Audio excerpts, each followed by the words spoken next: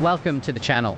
Here we showcase breakthrough AI research and the innovations shaping tomorrow's intelligent systems. Introducing iRAT, replanning and controlled retrieval for robust LLM reasoning. Today we dive into how replanning and controlled retrieval can enhance LLM reasoning and accuracy. You will learn the motivation, the approach, and the key outcomes of this work, with a clear view of why it matters for the future of AI. Large language models, LLMs, have demonstrated significant capabilities in answering questions using techniques such as chain of thought, CoT, and Retrieval-Augmented Generation, RAG. CoT enables step-by-step reasoning to improve accuracy, while RAG supplements LLMs with relevant external information. Retrieval-Augmented Thoughts, iRAT, combines CoT and RAG to provide a more robust factual foundation and coherence in reasoning chains. However, iRAT is limited in its ability to handle uncertainty and lacks replanning, often resulting in unnecessary retrievals, inefficiencies, and globally inconsistent reasoning. To address these limitations, we introduce iRAT,